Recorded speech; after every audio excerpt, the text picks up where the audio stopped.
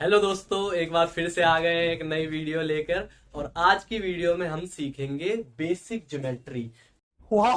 तो इस वीडियो को हर कोई बंदा देख सकता है जिसकी बेसिक ज्योमेट्री हम उसकी वीक हो रखी है।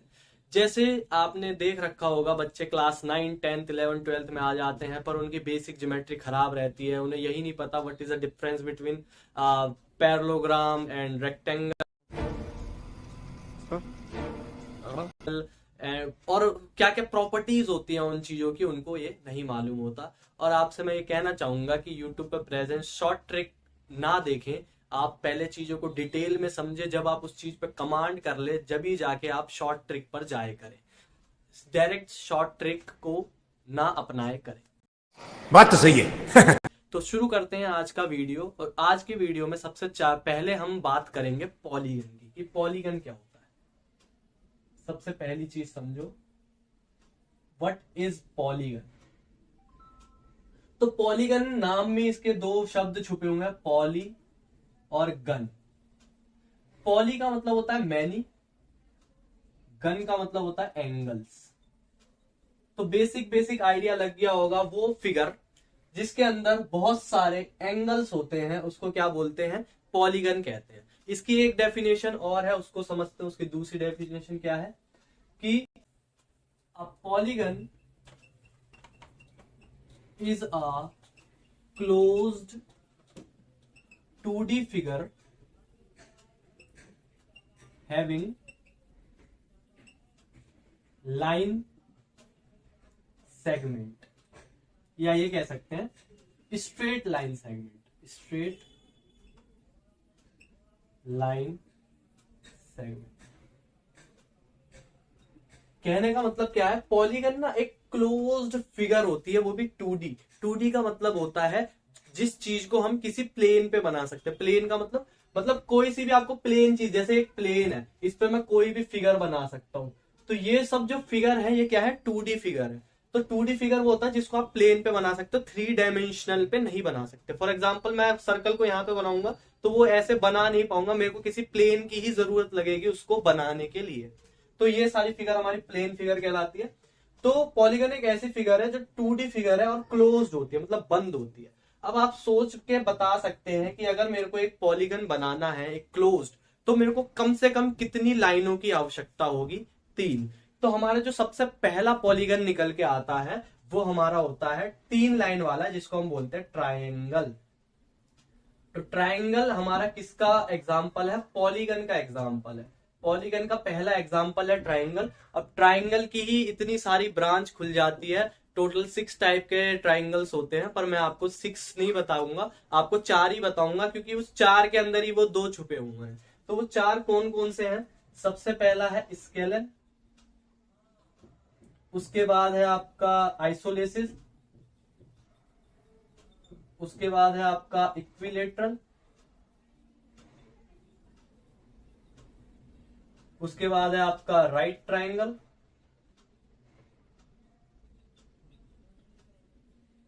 और एक और ट्राइंगल होते हैं, एक होता है एक्यूट ट्राइंगल, एक होता है ऑब्ट्यूज ट्राइंगल। तो वो हम इसमें ही समझेंगे, वो एक्यूट और ऑब्ट्यूज क्या होते हैं।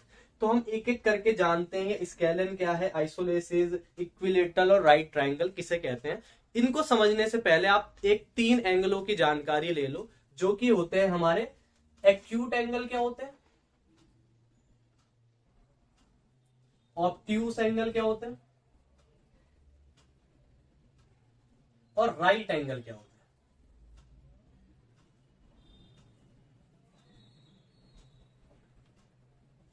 तो बच्चों राइट एंगल से स्टार्ट करते हैं। राइट एंगल एक ऐसे एंगल होता है जिसके लाइनों के बीच में एंगल जो होता है 90 डिग्री होता है। मतलब अगर 90 डिग्री का एंगल है तो उसको हम राइट एंगल कहते हैं। ऐसे ही अगर कोई एंगल 90 से कम है, मतलब अगर कोई एंगल 90 से कम है, ये एंगल का साइन होता है, मतलब कोई एंगल जो है वो 90 से कम है, तो हम क्या बोलेंगे कि वो एक एक्यूट एंगल है। फॉर एग्जाम्पल ये मैंने ले लिया 30, तो ये हमारा किसका एग्जाम्पल है, एक्यूट एंगल का। क्यों कह रहा हूं एक्यूट एंगल, क्योंकि ये 90 से कम है, 30 है। इसके बाद ऑब्ट्यूस, ऑब्ट्यूस इसी का उल्टा, जो 90 से ज्यादा होता है। जो एंगल 90 से ज्यादा होता है उसको हम क्या बोलते हैं, ऑब्ट्यूस एंगल कहते हैं। फॉर एग्जांपल मैंने एक बना लिया 105 डिग्री, तो ये किसका एग्जांपल है?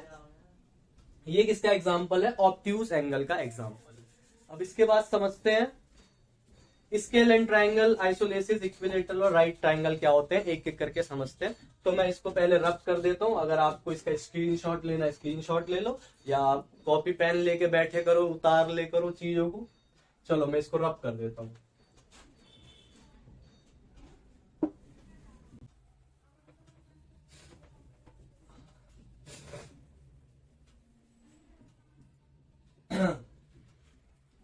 इसके बाद बात करते हैं सबसे पहले टाइप की scale and triangle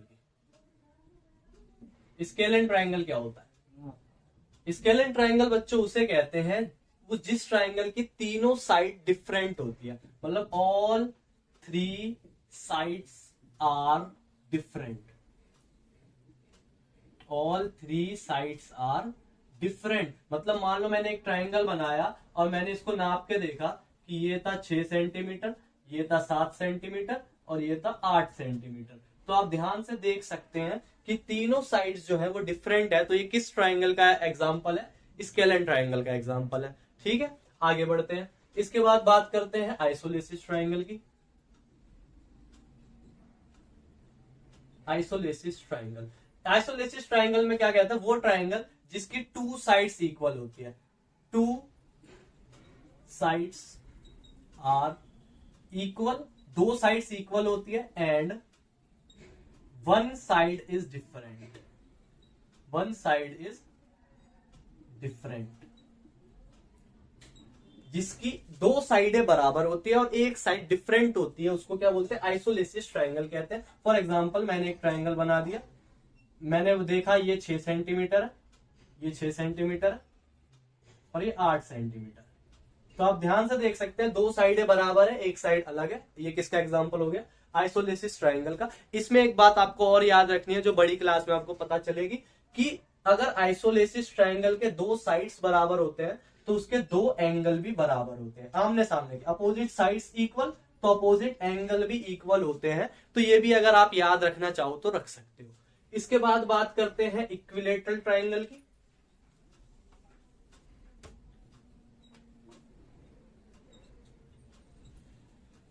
equilateral triangle, equilateral triangle किसे कहते हैं? जिसके सारी साइड्स बराबर होती है। All sides are equal, all sides are equal. तो इसका एग्जांपल क्या हो सकता है? मैंने एक ट्रायंगल ले लिया, मैंने देखा ये भी 5 सेंटीमीटर, ये भी 5 सेंटीमीटर और ये भी 5 सेंटीमीटर। तो ये किसका एग्जांपल हो गया बच्चों? हमारा इक्विलेटरल ट्रायंगल का। तो इक्विलेटरल ट्रायंगल के हमारे तीनों एंगल जो होते हैं वो सेम होते हैं। तीनों एंगल क्या होते हैं? सेम होते हैं। और अगर आपको याद रखना हो कितने कितने होते हैं, तो तीनों एंगल हमारे 60 डिग्री के होते हैं। आपको बहुत अच्छे से याद रखना है कि इक्विलेटरल के सारे एंगल्स जो होते हैं वो कितने डिग्री के होते हैं? 60 डिग्री के, है ना? 60 और 60 डिग्री के। ठीक है, तीनों साइड्स भी बराबर होते हैं और तीनों एंगल भी क्या होते हैं? बराबर होते हैं। इसके बाद लास्ट ट्रायंगल की बात करते हैं जो कि राइट ट्रायंगल। जब तक आप इसका स्क्रीनशॉट लोगे स्क्रीनशॉट ले लो, वरना इसको नोट कर लो।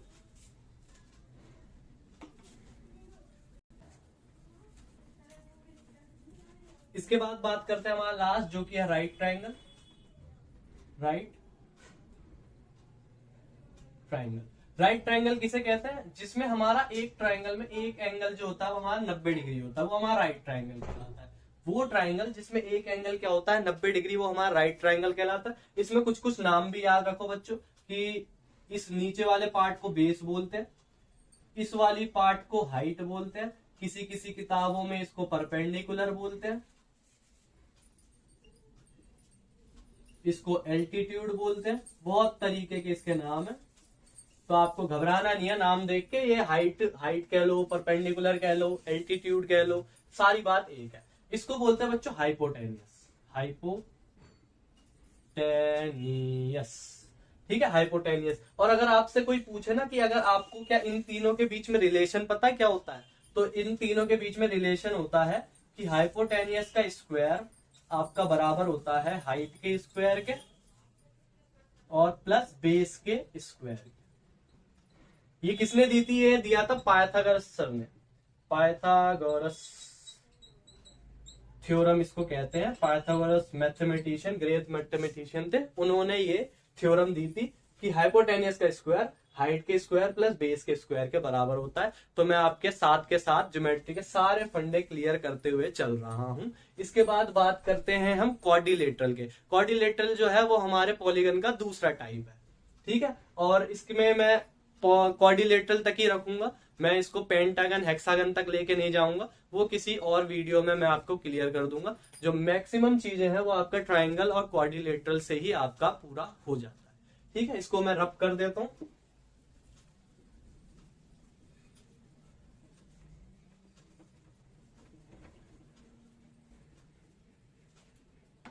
इसके बाद बात करते हैं बच्चों अगले टाइप की, जो कि है हमारा क्वाड्रिलेटरल। क्वाड्रिलेटरल हमारा क्या है, टाइप ऑफ पॉलीगन है, टाइप ऑफ पॉलीगन। क्वाड्रिलेटरल जो है वो भी हमारा एक टाइप का पॉलीगन है। क्वाड्रिलेटरल किसे कहते हैं, वो पॉलीगन विच हैज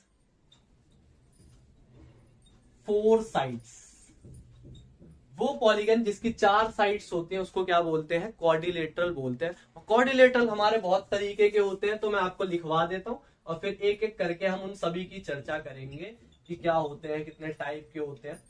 तो सबसे डिटेल में अपने को पढ़ना है पैरेललोग्राम को, पैरेललोग्राम। इसके बाद आता है हमारा रेक्टेंगल, इसके बाद आता है हमारा स्क्वायर, और होता है हमारा ट्रेपीजियम, और होता है हमारा काइट, और एक और होता है जो कि होता है हमारा रोम्बस। तो ये टोटल 6 तरीके के क्वाड्रिलेटरल होते हैं। क्वाड्रिलेटरल किसे कहते हैं, जिसकी 4 साइड्स होती है। मतलब अपने को ये तो समझ आ गया इन सब की कितनी साइड्स होने वाली है, 4 साइड्स होने वाली है, पर इन सब की प्रॉपर्टीज अलग अलग होती है। तो हम एक एक करके इन सब की प्रॉपर्टीज और क्या होते हैं इसको जान लेते हैं।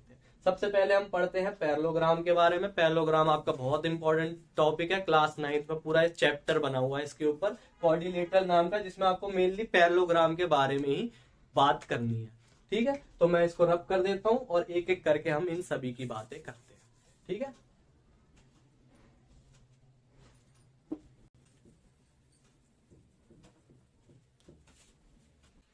चलो चलो देखते हैं पैरेललोग्राम।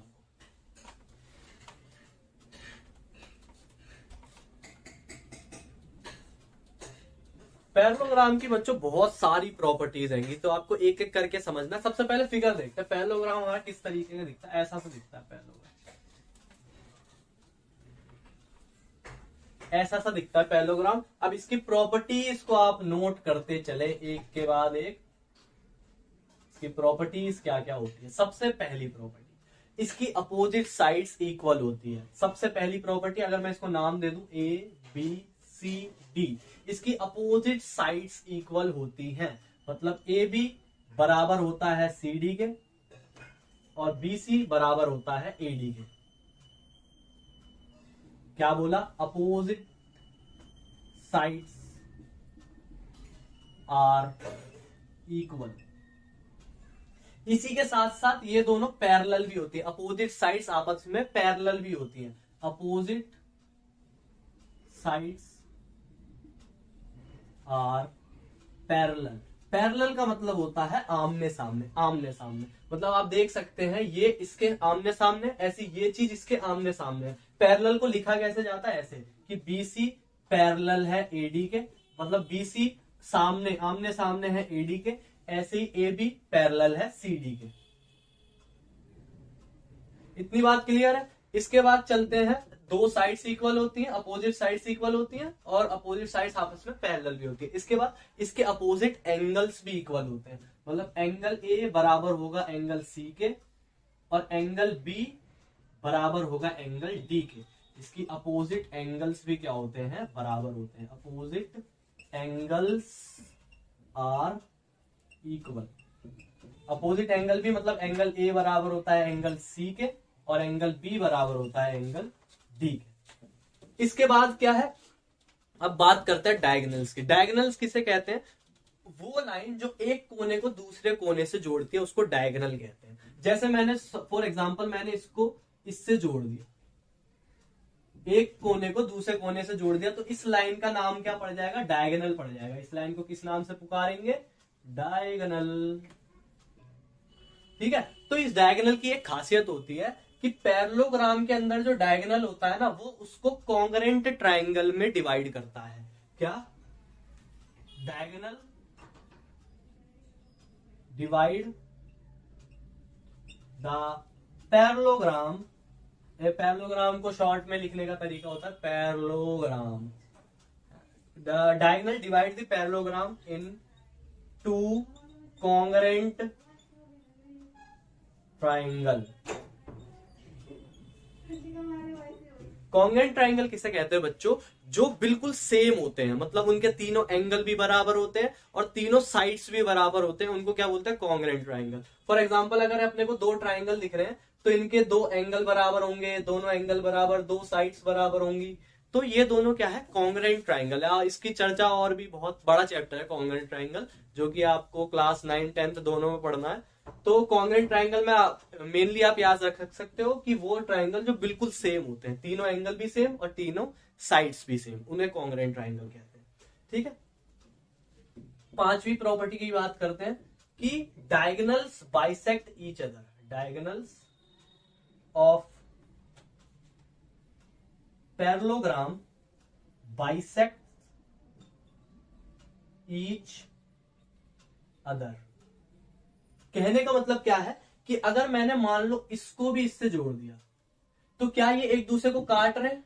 हाँ, काट रहे हैं। पर यहाँ पे एक बड़ी बात है कि ये काट नहीं रहे, ये बाइसेक्ट कर रहे हैं। मतलब बाइसेक्ट का मतलब होता है काट तो रहे हैं पर बराबर बराबर हिस्सों में काट रहे हैं। मतलब मान लो ये किसी ओ पॉइंट पे काट रहे हैं, तो हम क्या कह सकते हैं कि ओ ए बराबर होगा ओ सी के और ओ बी बराबर होगा ओ डी के। ये बात समझना ज्यादा जरूरी है कि ये क्या कह रहा हूं। मान लो एक लाइन है, वो है आपकी 10 सेंटीमीटर की, और ये जो एक दूसरी लाइन है वो इसको बाइसेक्ट कर रही है। बात को ध्यान से सुना, बाइसेक्ट करे। बाइसेक्ट का मतलब है कि बराबर बराबर हिस्सों में काट रही है।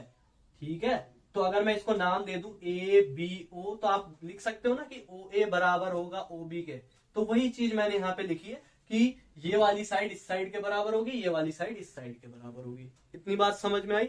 तो देख लीजिए कितनी सारी प्रॉपर्टीज है पैरेललोग्राम की, इसको नोट कर लीजिए। इसके बाद बाकी सारी जो है बहुत छोटी छोटी सी है, रेक्टेंगल वेक्टेंगल, उसको हम जल्दी से कवर कर लेते हैं। ये वाली चीजें आपको पांचों की पांचों याद होनी चाहिए। एक प्रॉपर्टी अगर आपको और नोट करनी है तो नोट कर लीजिए, मैं इसको मिटा देता हूं। छठी प्रॉपर्टी,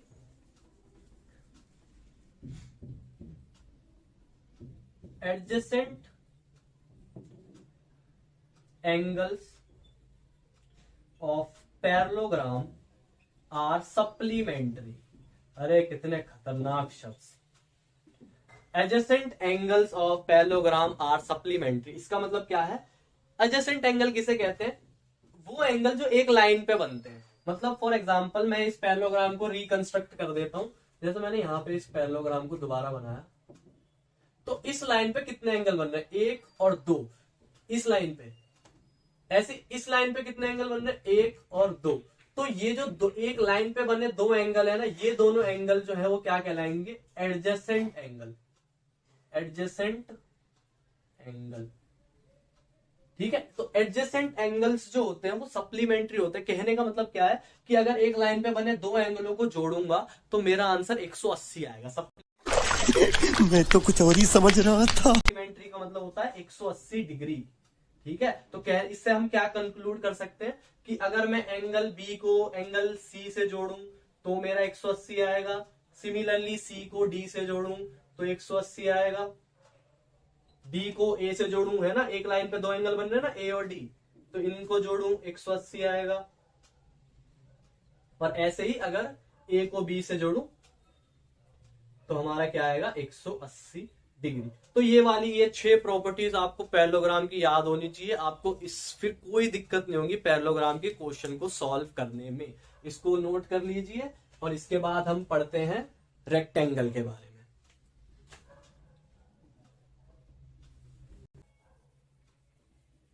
मुझे पता है वीडियो थोड़ी सी लंबी हो गई है, पर क्या करें, ज्योमेट्री चीज ही ऐसी है, आपको बहुत क्लासों में काम आनी है। तो अगर आपने ये पढ़ने के बाद आपका बेसिक क्लियर हो जाएगा ना, तो आपको किसी भी क्लास में कोई दिक्कत नहीं होने वाली है उनके कॉन्सेप्ट को समझने के लिए।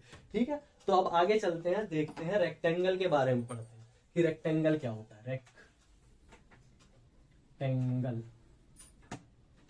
तो बच्चों रेक्टेंगल भी हमारा एक तरीके का पैरेललोग्राम ही है, बस इसमें अंतर क्या है कि अ पैरेललोग्राम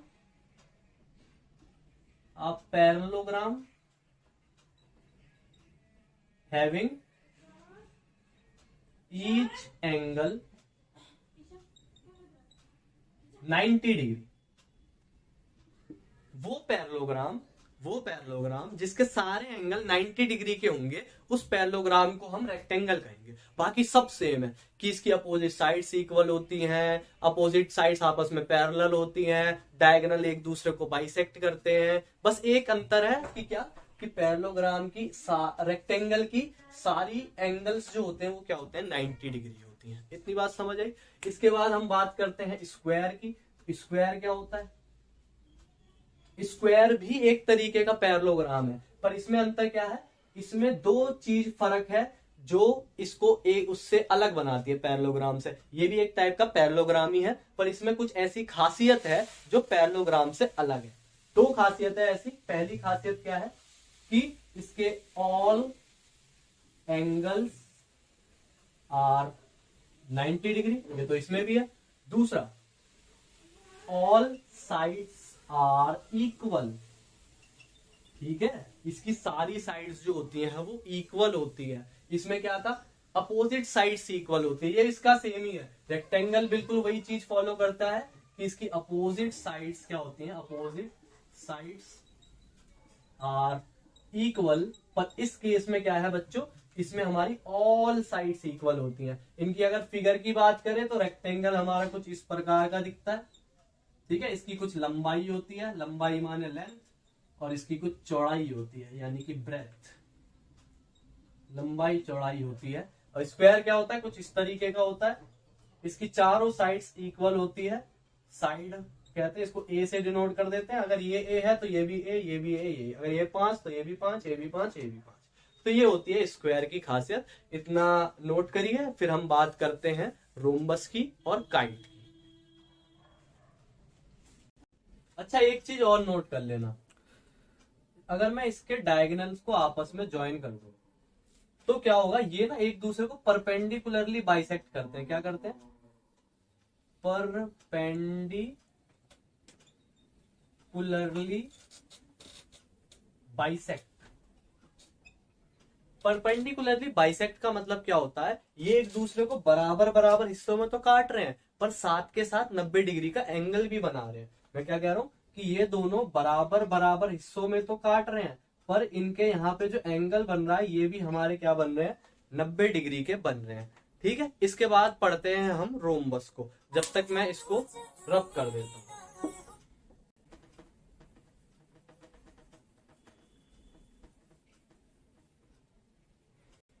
देखो,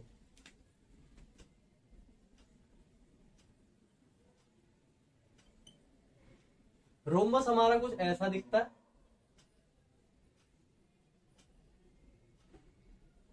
इसकी खासियत क्या होती है, इसकी अपोजिट साइड्स पैरेलल होती है। क्या, अपोजिट साइड्स आर पैरेलल। इसकी साथ साथ इसकी ऑल साइड्स इक्वल होती है। All sides are equal. सारी साइड से क्या होती हैं इसकी, इक्वल। अपोजिट साइड्स पैरेलल भी होती हैं और इक्वल भी होती है। सारी साइड्स बराबर होती है। मतलब अगर मैं इसको नाम दे दूं ए बी सी डी, तो मैं क्या कहना चाह रहा हूं, ए बी बराबर होगा बी सी, बराबर होगा सी डी, बराबर होगा ए डी के। ठीक है, इतनी बात समझ आई। इसके बाद आपको समझना है इसकी अपोजिट एंगल्स भी बराबर होते हैं। Opposite angles are equal. कहने का मतलब क्या है, एंगल ए बराबर होगा एंगल सी के, और एंगल बी बराबर होगा एंगल डी के।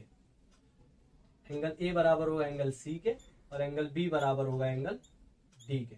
इसके अलावा क्या पता होना चाहिए, ये पता होना चाहिए कि वही सेम कि ये एक दूसरे को क्या करते हैं, परपेंडिकुलरली बाइसेक्ट करते हैं। इसके ये क्या करते हैं, एक दूसरे को बाइसेक्ट करते हैं, साथ के साथ साथ 90 डिग्री का एंगल भी बनाते हैं। परपेंडिकुलरली डायगोनल बाइसेक्ट्स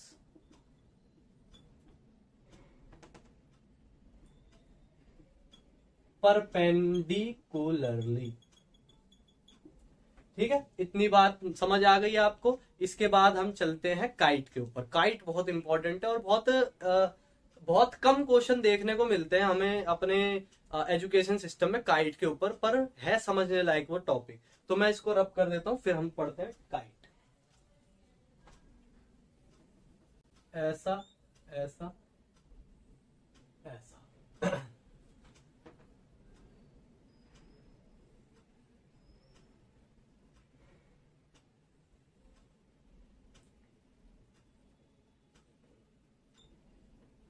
काइट हमारी कुछ ऐसी दिखती है। इसकी खासियत क्या होती है, इसकी pair of adjacent sides equal होते हैं। क्या, पेयर ऑफ एडजेसेंट।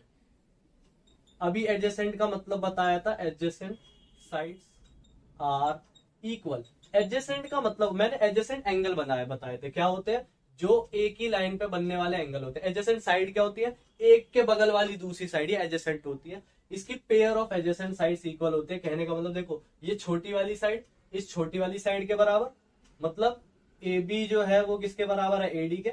सिमिलरली ये जो बड़ी वाली साइड है वो बड़ी, यानी कि बीसी किसके बराबर है, सीडी के। ठीक है, इसके बाद एक सबसे इंपॉर्टेंट चीज है कि ये जो स्मॉल डायगोनल होता है ना, स्मॉल डायगोनल, ये स्मॉल है और ये क्या है, बिग डायगोनल। ठीक है, तो इसकी खासियत होती है कि ये जो बिग डायगोनल होता है, या फिर ये कह सकते हैं लार्ज लॉन्ग, ये जो लॉन्ग डायगोनल होता है ये परपेंडिकुलरली बाइसेक्ट करता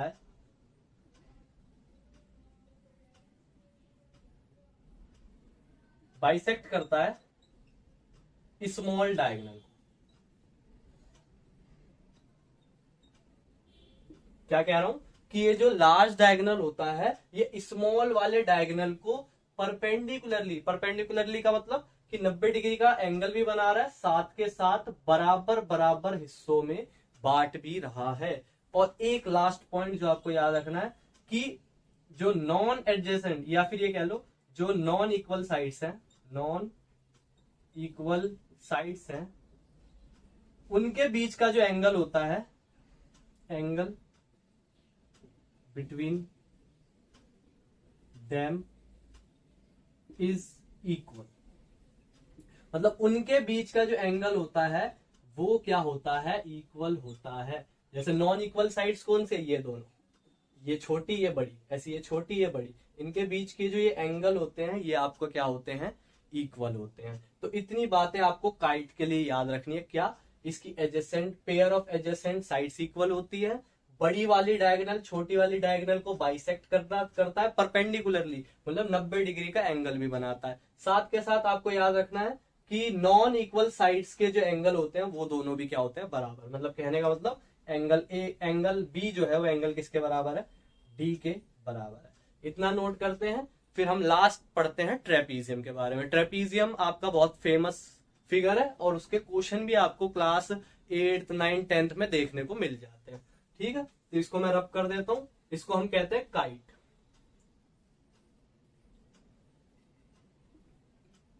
कर दूं। इसके बाद लास्ट फिगर पढ़ते हैं जिसका नाम है ट्रेपीजियम। ट्रेपीजियम हमारा कुछ ऐसा सा दिखता है, ऐसा ऐसा ऐसी, A B C D. Trapezium की खासियत क्या होती है, इसकी एक साइड्स तो पैरेलल होती है, one pair of sides are parallel and another are non parallel। कहने का मतलब क्या है, आप ध्यान से देख सकते हैं, इसकी ये वाली साइड जो है वो पैरेलल है, पैरेलल माने आमने सामने, पर ये दोनों साइड्स पैरेलल नहीं है, ये दोनों आमने सामने नहीं है। आमने सामने का मतलब है अगर मैं इसको थोड़ा आगे बढ़ाऊं तो एक पॉइंट पे जाके ये कट जाएंगे, पर पैरेलल लाइन की खासियत क्या होती है, ये चलती रहेगी, कहीं पे भी कटेगी नहीं, कटेगी इन्फिनिटी पे जाके कटेगी, उसकी बात हम नहीं करते हैं, पर ये पैरेलल लाइन कभी भी कटती नहीं है। इंटरसेक्टिंग लाइन एक दूसरे को काट देती है, तो ये इंटरसेक्टिंग नेचर की होती है, तो इन दोनों की बात हम नहीं करेंगे। तो आपको याद रखना है क्या कि वन पेयर जो होती है वो पैरेलल होती है, और वन पेयर जो होती है वो हमारी क्या होती है, नॉन पैरेलल होती है। दूसरी बात आपको क्या याद रखनी है कि एडजेसेंट, आपकी जो एडजेसेंट एंगल होते हैं, एडजेसेंट एंगल्स आर सप्लीमेंट्री।